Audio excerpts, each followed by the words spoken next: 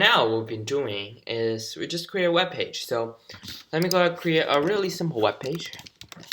By the way, I'm here using codepen.io, which can be really easy for sharing with you guys. If you guys want to take a look, feel free to go to the link here, and I will also make sure to link it down to the description below.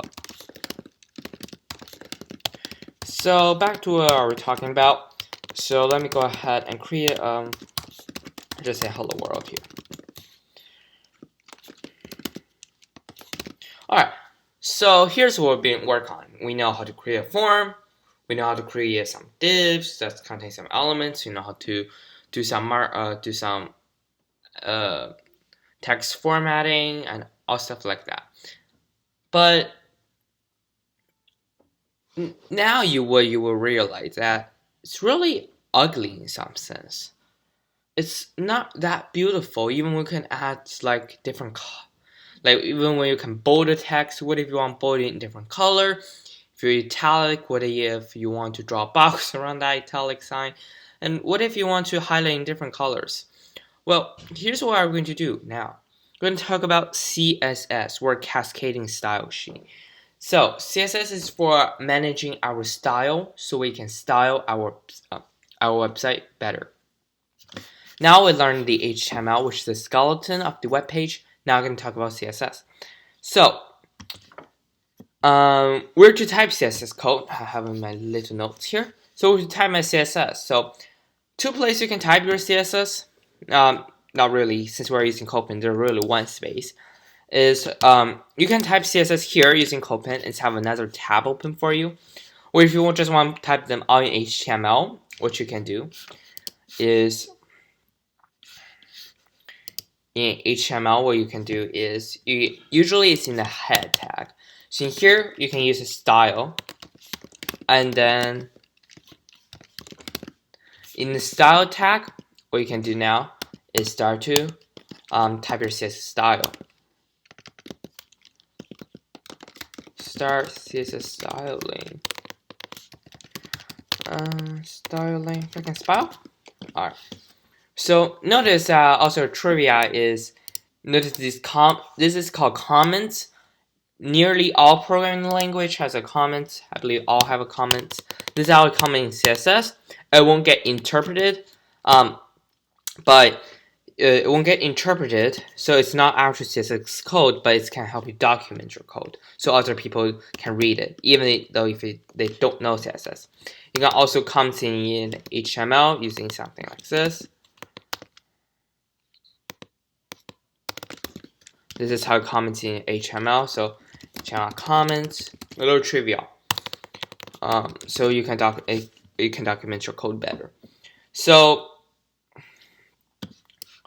you can type string style tag. Yep. So now we're gonna learn some basic CSS code. We're just gonna do a slight touch. By the way, you've heard a website called a Bootstrap. Forget about it. We're not going to talk about Bootstrap at all, because you really should know the fundamental before talk about like these advanced stuff. Like Bootstrap can make your life so much easier, but you just forget all the CSS styling. Although I personally hate CSS, and I nearly use, if I work on front end stuff, I nearly put CSS in my style, but I'm gonna change now. So I'm gonna talk about native CSS. We're also going to talk a little bit about Sass, which is, we can take a look. That's how could you assign variables to CSS.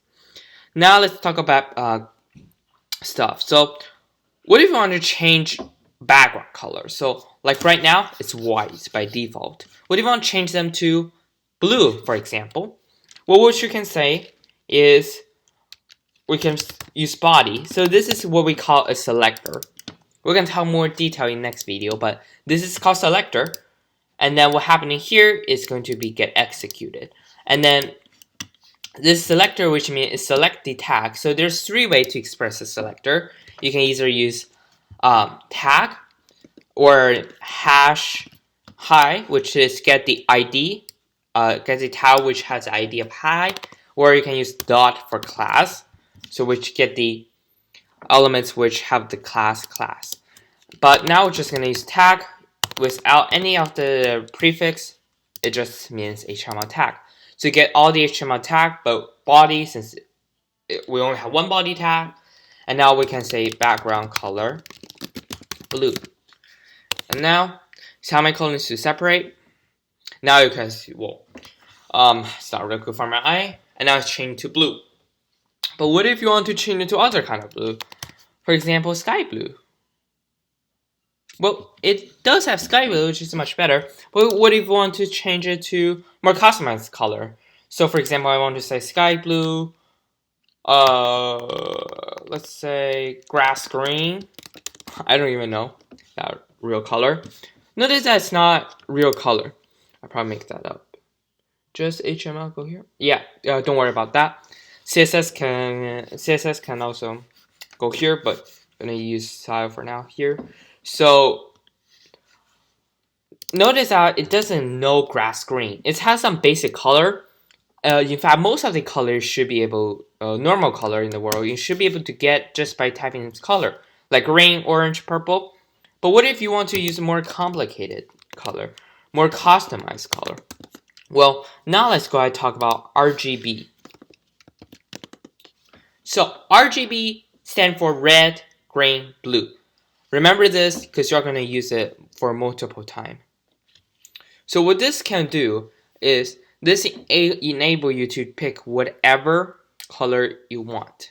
For example, here is a color picker, and then it's a bin color picker, and then you can move it down, up, whatever you want, and you can also move this as well. So notice that we have a bunch of value here. For example, I would like this kind of purple because I get a hex value, and I also have an HSV value. We're going to talk about them as we go through this tutorial, but we're just going to pay attention to RGB, or red, green, blue value. And then, so if I want to get this kind of purple, I can say 49, 27, 125. And then here, what I could type is RGB, and then I could put it in the order red, green, blue, which I already forgot already, 49, 27, 125. And now, you can see the background change to the color that we selected down here. But since Copen don't like me to do style here, so guess what? I'm just gonna use it in here instead. And yep. Okay, so by the way, indentation doesn't matter in HTML. Indentation is just for readability purpose. But some language, such as Python, by the way, you haven't followed our Python tutorial, feel free to follow the Python tutorial, which does require indentation, but CSS and HTML does not. Let me see. So we also need to talk about font size. So what if you want to make this bigger? Notice that I use the H1 tag, which means there really not so much things that is bigger, right? There really not so much thing that is bigger than an H1 tag without CSS. But fear not, we can use CSS now. So we can say font size 1000 px. And now it's get so big that we cannot see it. See, that's how big it is. We're just going to keep it to 100 pixel. So px stands for pixel.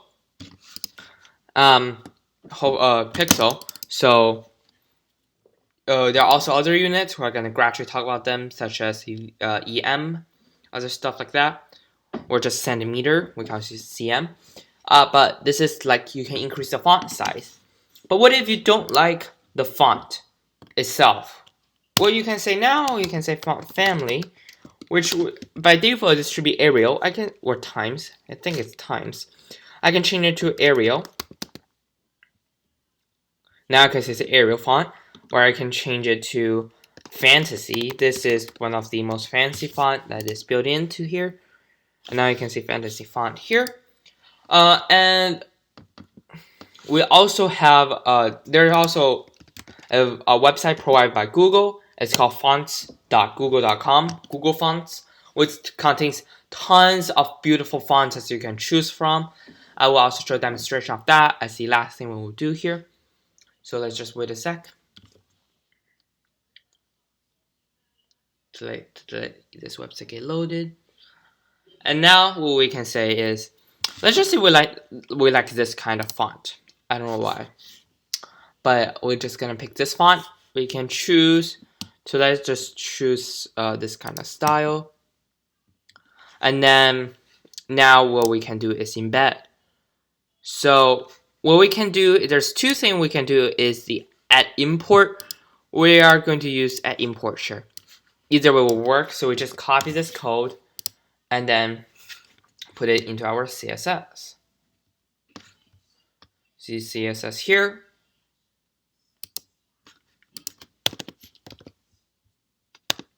And we got no error.